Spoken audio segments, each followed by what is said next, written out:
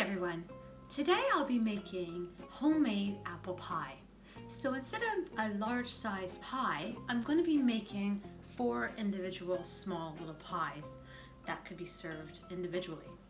So what I have done so far is I prepared my apples, so I've peeled them, I've taken the core out, and I've cubed them.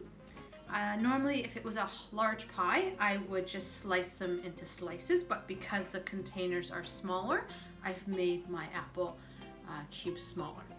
So we are going to get our dough ready as well. I've made a dough already, and I've made them in portions, one for the bottom and then one for the top.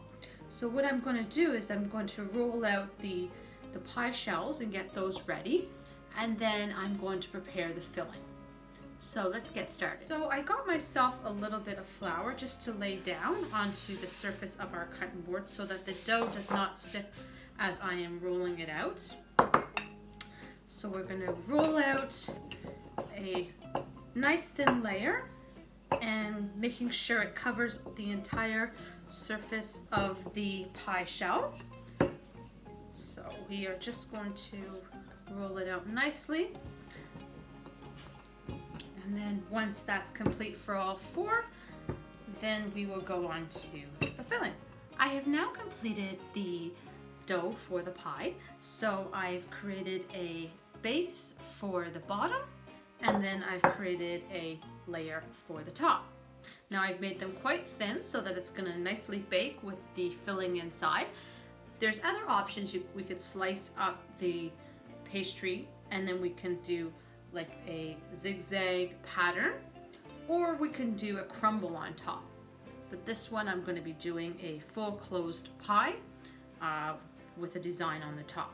So there is our pie shells with their tops all ready, and now we're going to go on to making our filling. So I'm going to start off with the ingredients for the apples. So we're going to start with the apples in the first ingredient. We're going to make this an apple cranberry with almond slices pie. So I have some cranberries. These ones are dried. We have some sliced almonds. And then I'm going to mix these 3 ingredients nicely so that it's blended throughout the whole recipe. So now I'm going to add a bit of lemon juice,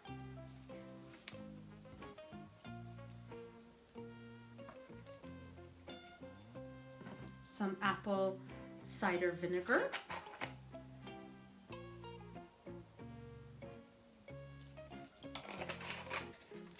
some vanilla extract,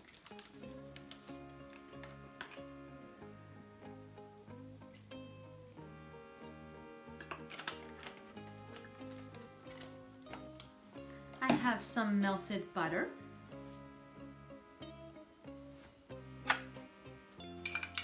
and then I'm going to mix these ingredients up so that we can have a consistent flavor throughout the entire filling.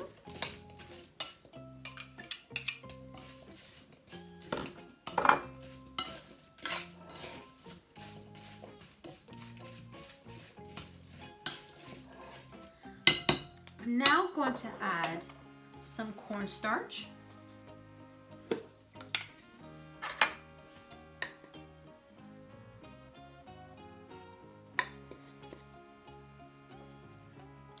now that I've added the cornstarch, I'm going to mix it in nicely so that all of the apples get a mixture of it throughout the entire recipe. I'm now going to add some nutmeg,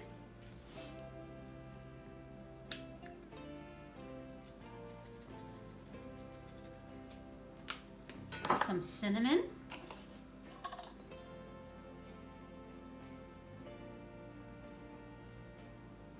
and then I'm going to mix these ingredients up once again.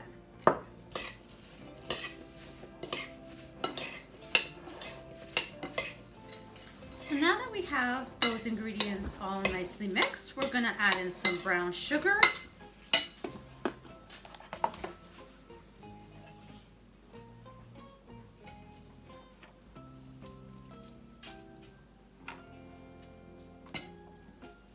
And we're going to mix that around, and our pie filling is now complete, and we're going to start filling our pies.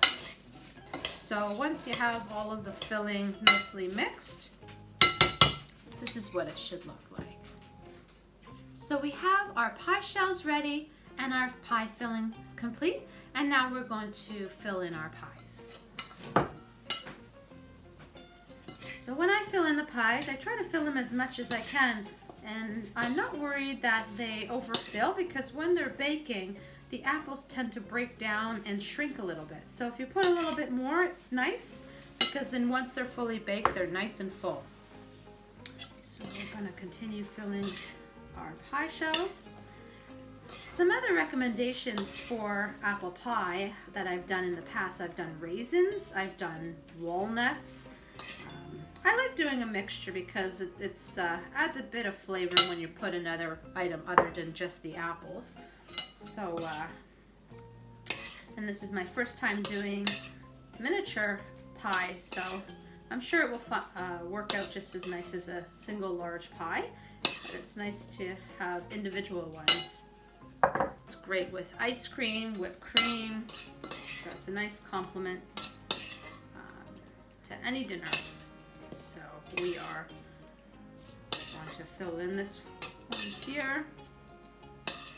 And then once our pies are completely filled, I will put the tops on, and then I will close them off using a fork along its border, and then I would put some holes in the top so that the apples can steam as they're baking inside of the pastry dough. Alright, so there we go. We have 4 individual pies nicely filled with the filling, and then I'm going to put the tops on, and then I'm going to show you how I'll close them off.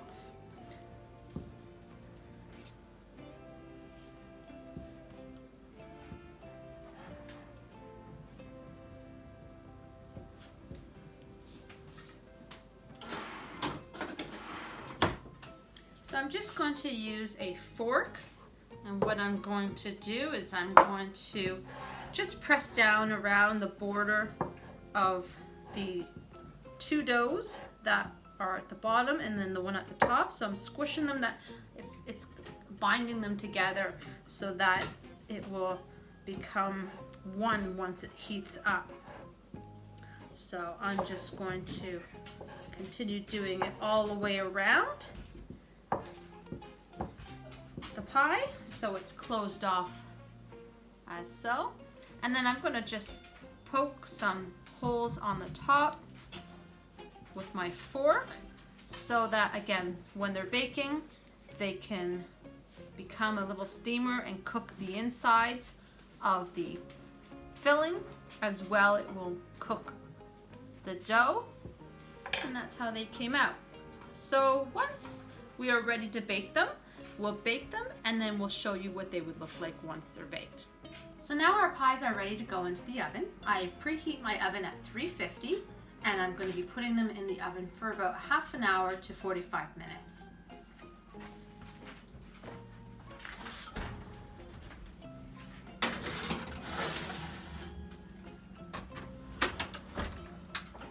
So I now have my pies that have been in the oven for about a half hour, 45 minutes, and I'm going to check on them to see if they're ready.